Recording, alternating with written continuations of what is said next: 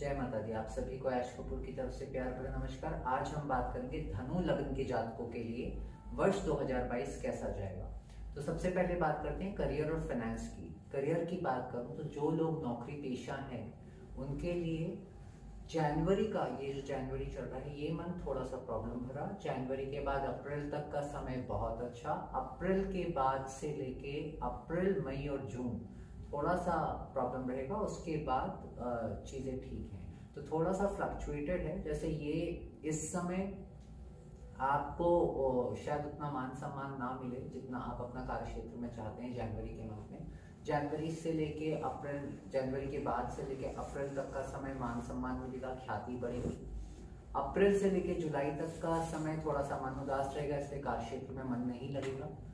जून जुलाई के बाद चीजें आपकी गाड़ी पटरी में आएंगी। तो बहुत हौच पौच तो नहीं है ये साल, लेकिन थोड़ा सा उठा पटक वाला है। थोड़ा सा मन आपका चिंतित रहेगा। बाकी चीजें नौकरी पेशा जातकों के लिए उन्नति कारक है। इस साल आपको काफी उन्नति मिल सकती है।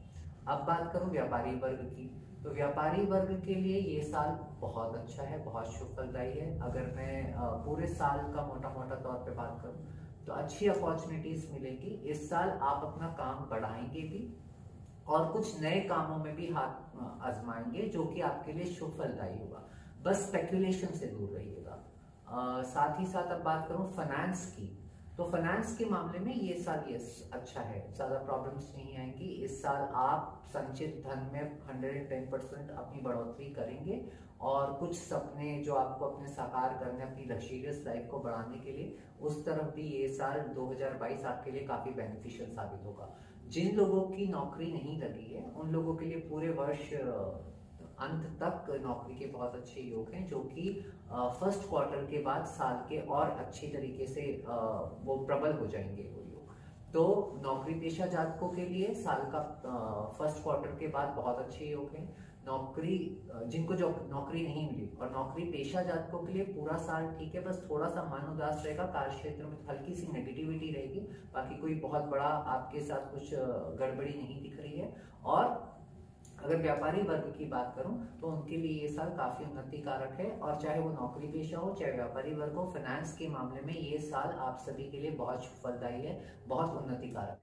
अब बात करते हैं विवाह, वैवाहिक दंपतियों की और प्रेमी जोड़ों की। तो जिन जातकों का विवाह नहीं हुआ है उनका ये साल पूरे साल योग है। अप्रैल के अंदर अगर शादी होती है तो बहुत अच्छा आपके लिए वो शुभ साबित होगा। अप्रैल के बाद भी पूरे वर्ष अंत तक योग है, तो ये साल शादी के लिए बहुत शुभ योग है। साथ ही साथ बात करूं वैवाहिक दंपतियों के सामंजस्य की, तो अप्रैल तक ज्यादा प्रॉब्लम्स नहीं है। अप्रैल के बाद भी बहुत ज्यादा प्रॉब्लम्स नहीं है, लेकिन अप्रैल के बाद थोड़ा सा आप हस्बैंड वाइफ के बीच में थोड़ी सी नीरसता आएगी, थोड़ा बोरिंग नेचर हो जाएगा दोनों का इस साल। तो बस एक वो थोड़ी सी कमी दिख रही है। बाकी वैवाहिक दंपतियों के लिए कोई बहुत भारी प्रॉब्लम नहीं दिख रही है, तो शुभ है ये साल। अब बात करूं प्रेमी जोड़ों की, तो जो कंटिन्यू अभी जिनका लव अफेयर चल रहा है उनके लिए थोड़ी खतरे की घंटी है, क्योंकि अप्रैल तक तो चीजें ठीक हैं, आप लोगों का लगाव बढ़ेगा, आप लोगों के संबंधों में घनिष्ठता बढ़ेगी। लेकिन अप्रैल के बाद आपके 5th हाउस जो कि लव हाउस कहलाता है, जो कि आपकी बुद्धि का हाउस है, उस हाउस में राहु आ जाएंगे नेक्स्ट 18 मंथ्स के लिए।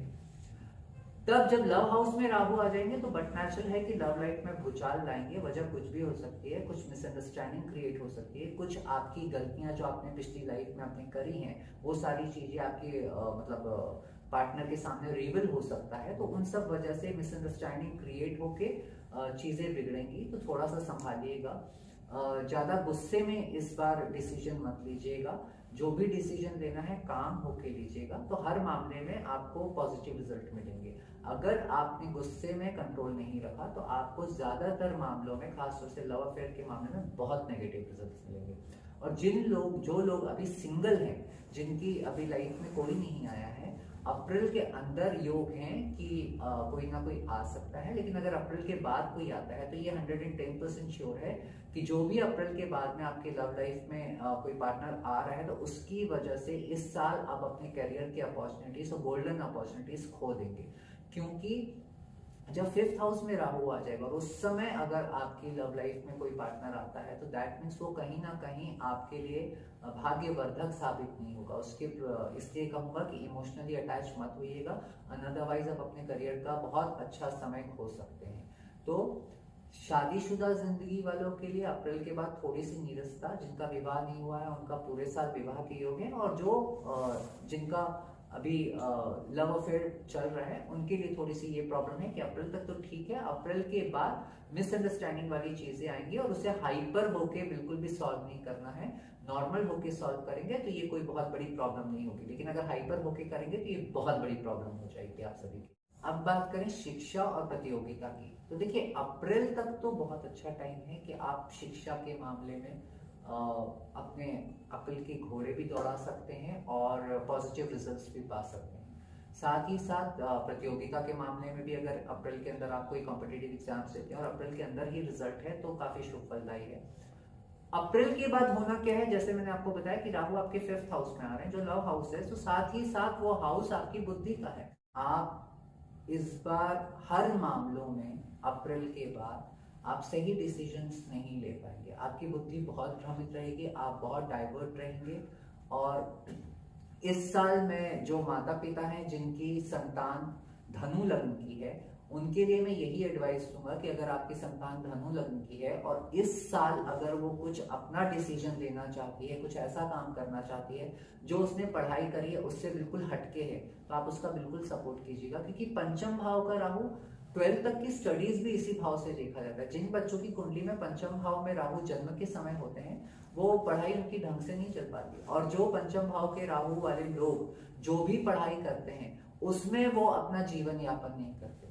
अगर उन्होंने इंजीनियरिंग करी है तो वो इंजीनियर बन के जीवन यापन नहीं करेंगे, वो या तो लेखक बने होंगे या कुछ और बने होंगे, तो अपनी स्ट्रीम से हटके ही हमेशा काम करते हैं। तो राहु हमेशा पंचम भाव का स्ट्रीम से हटाता है। तो अगर आपके बच्चों को अगर इस बार धनु लग्न के अगर आपके बच्चे जातक हैं उनके पंचम हाउस में राहु आ रहा है, या आपके खुद के आप स्टूडेंट हैं आपके पंचम हाउस में राहु आ रहा है, या आप अभी अपने आप को जमाने की कोशिश कर रहे हैं अपने प्रोफेशन हाउस में और पंचम राहु आ रहे हैं, तो हो सकता है जिस फील्ड में आप अपने आप को जमाने की कोशिश कर रहे हैं उस फील्ड में आप ना कर पाए, आपको कुछ एक्स्ट्रा ऑर्डिनरी फील्ड मिले, तो थोड़ा सा ध्यान दीजिएगा, वो आपके लिए शुभ फलदायी होगा, आपके बच्चों के लिए शुभ फलदायी होगा।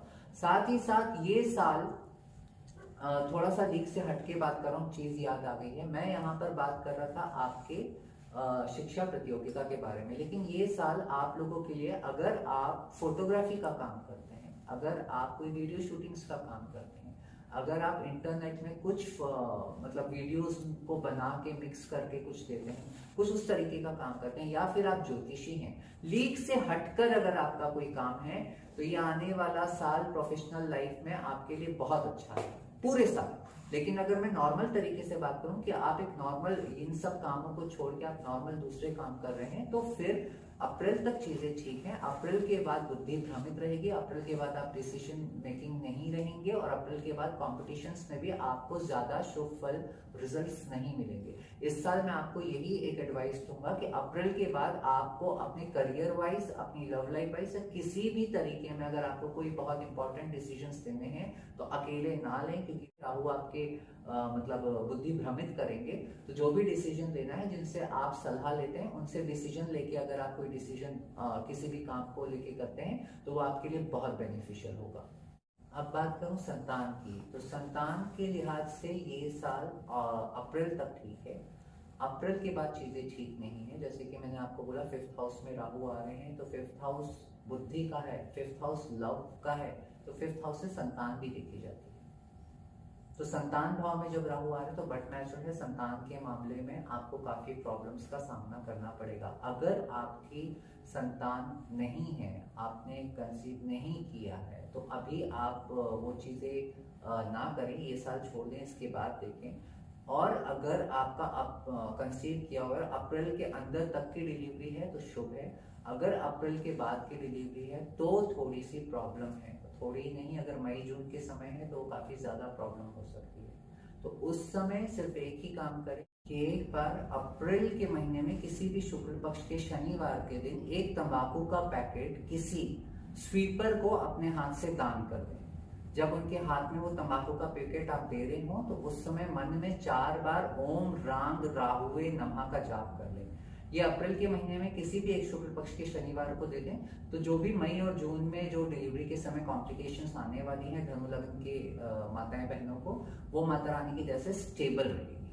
और जिनकी संतान अभी तक करियर वाइज स्टेबल नहीं हो पाई है, अगर अप्रैल तक मौका आता है स्टेबल होने का तो ठीक है, अनदरवाइज अप्रैल के बाद थोड़ा सा प्रॉब्लम रहेगा। इसका लिए आप सभी मेंटली प्रिपेयर होके चलें, संतान को ज्यादा उस बात पे टोंट ना मारे, क्योंकि जब भी पंचम का राहु आता है गोचर में या जिनके जन्म के समय होता है, उन्हें उनके माँ बाप से उनको टोंट सुनने को मिलती है, जस्ट बिकॉज कि जितना उन्हें पढ़ाया है, डॉक्टरी की पढ़ाई कराई है, इंजीनियरिंग की पढ़ाई कराई है, और वो बच्चा, वो जातक या वो जाति का उस स्ट्रीम में काम नहीं करता। तो ये बट नेचुरल सी चीज है, थोड़ा सा समझ के चीजें करिएगा।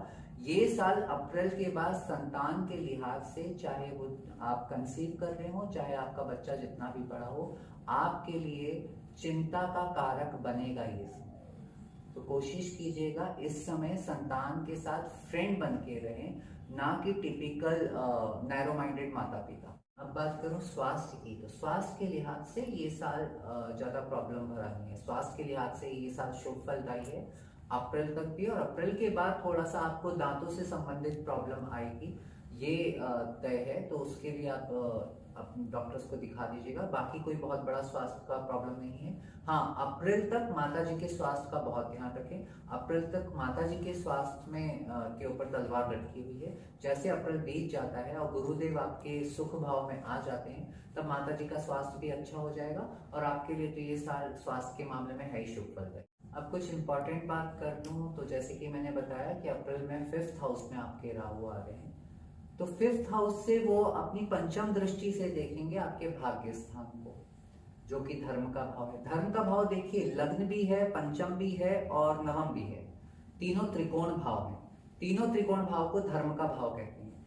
अब पंचम भाव राहु खुद बैठे हैं और पंचम भाव से नवम भाव दूसरे त्रिकोण को देख रहे हैं अपनी पंचम दृष्टि से, और नवी दृष्टि से देख रहे हैं तीसरे त्रिकोण को, मतलब तीनों धर्म के त्रिकोण आपके एक्टिव हो गए। तो राहु पंचम भाव में बैठ के नवम भाव को देखेंगे तो होगा क्या, आप धर्म के प्रति नास्तिक बनेंगे, आप में आस्तिकता की कमी होगी अप्रैल के बाद। तो कोशिश कीजिएगा धर्म के प्रति नास्तिक ना बने। अगर आप नास्तिक हैं और अपना आस्तिकता का ढोंग करेंगे तो आपके लिए आगे प्रॉब्लम आएगा। आप जितने भी, आपको ज्यादा पूजा पाठ करने का मन नहीं कर रहा, आप एक बार सच्चे मन से जोत जला लें। जोत भी नहीं जाए, सच्चे मन से मत्था टेक लें, उनको मानना स्टार्ट कर दें। नास्तिक ना बने, डुअल जिंदगी ना चाहिए कि अंदरूनी नास्तिक है, ऊपर आप आस्तिकता दिखाएंगे तो आपको प्रॉब्लम्स आएंगी। तो धर्म के भाव में एक दृष्टि जा रही है पंचम, सप्तम दृष्टि जाएगी उनकी लाभ स्थान में, तो बट नेचुरल है लाभ के बीच बीच में बहुत अच्छे संजोग बनेंगे, क्योंकि वहां केतु भी विराजमान है। तो लाभ भाव में आएंगे तो राहु लाभ के लिए आपको इनोवेटिव आइडियाज देंगे, 110% देंगे, क्योंकि उनकी दृष्टि आपके लग्न पे भी जा रही है, नवम दृष्टि। साथ ही साथ इनोवेटिव आइडियाज देते के साथ साथ वो आपकी बुद्धि भी भ्रमित करेंगे। आपके लग्न को जब पंचम भाव से अपनी नवम दृष्टि से देखेंगे तो आपको तुनक मिजाज बनाएंगे। तो आपको तुनक मिजाजी नहीं दिखानी है, आपको सोच समझ के जवाब देना है। फाइनेंशियली मामलों में आपको बहुत ज्यादा रिस्क नहीं लेना है। अपनी चादर से ज्यादा पांव फैला के कोई बहुत बड़ा फाइनेंशियल रिस्क नहीं लीजिएगा। साथ ही साथ धर्म के प्रति अपनी आस्था को मजबूत रखिएगा, तो ये आने वाला साल आपके लिए बहुत शुभ फलदायी होगा। अगर कहीं ना कहीं आप धर्म से विमुख होते हैं तब आपको प्रॉब्लम आएगी।